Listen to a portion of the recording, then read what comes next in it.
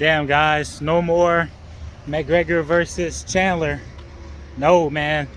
Conor McGregor versus Justin Gaethje for the BMF title. The BMF title is finally meaning something.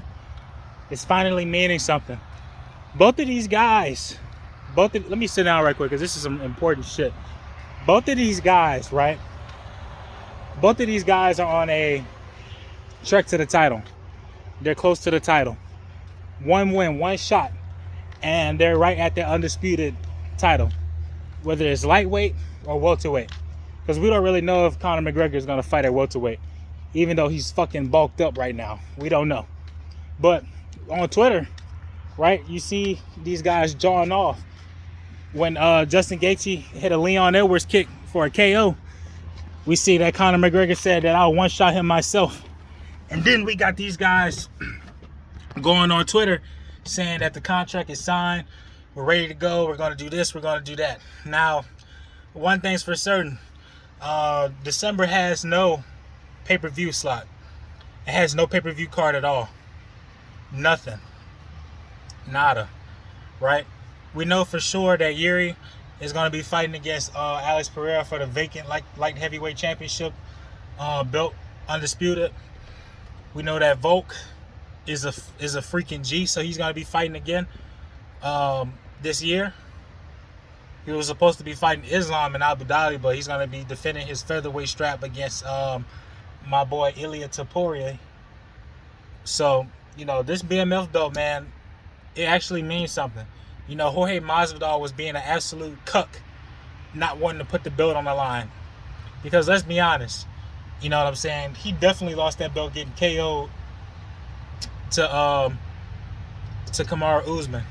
Then getting ragdolled by your nemesis for 5 rounds straight, 50-45. Come on, man. Person who has the BMF strap is Leon Edwards, if we're gonna keep it all the way 100. And with Justin Gaethje saying that the contract is signed, and McGregor saying it's signed, we don't really know. And plus, we got the Ultimate Fighter season 31 going on, and the person who's catching the most strays and the most L's has got to be Michael Chandler. Sorry, but it's absolutely true. Michael Chandler is the guy catching the most L's out of this. You know what I'm saying? Now, is Conor McGregor going to fight Chandler? That's something we don't know. Because, to be honest, man, the double champ does whatever the F he wants. All right? And we don't know if a contract was signed stating that Chandler has to fight, or rather Conor has to fight Chandler. So that's something we don't know too.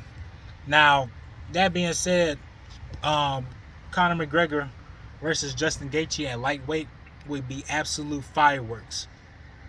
Absolutely.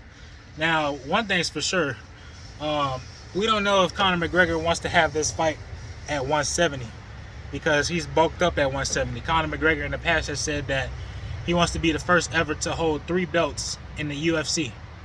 You get what I'm saying? 3 belts. No one has ever done that in the history of mixed martial arts. 3 belts. Now you can't say boxing, because let's be honest, boxers fight absolute trash cans and nobodies to buff their record up. These guys would be 30-0, and their fighter records is like 20-200 or something like that. So we got to see if McGregor wants to have this battle, have this war at 170. Now, the BMF belt was a sham. Let's be honest. Justin Gaethje and Dustin Poirier, these guys are interim champions. An interim champion is nothing. And they both lost to the main champion. So, unfortunately, the BMF belt is seen as a second place prize, right? Shit, it's third to the interim belt. It's a participation trophy.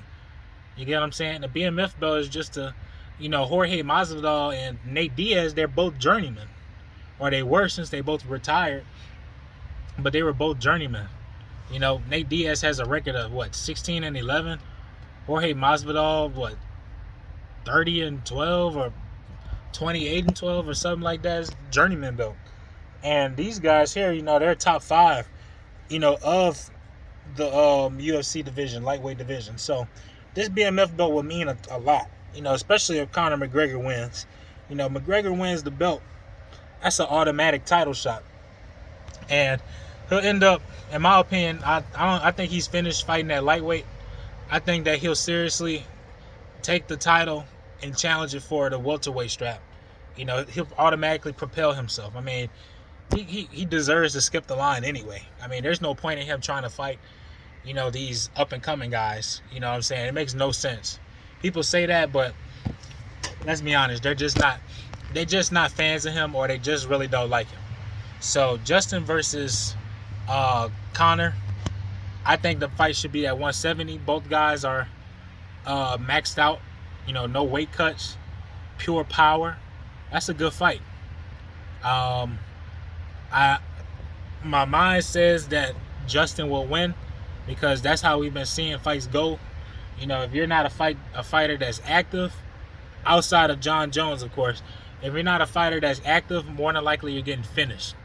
But my heart says Conor McGregor. Especially a Super Saiyan Ultra McGregor with the HGH and all that stuff.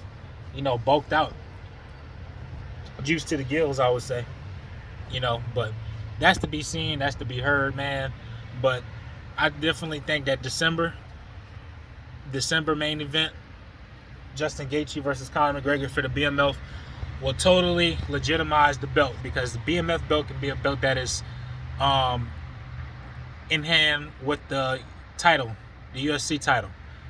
Those from bottom divisions willing to rise up to take the belt, or those from the top divisions willing to sacrifice their bodies to get the belt and bring it back up. You know what I'm saying? Imagine a heavyweight. Imagine a light heavyweight with the BMF belt. Heavyweights will be willing to cut down, lose all that fat from being fat asses, to take the BMF belt. Or those from lower divisions, like imagine Volkanovski at at 145 fighting against Alex Pereira at 205 for the fucking belt, man. That shit would be crazy.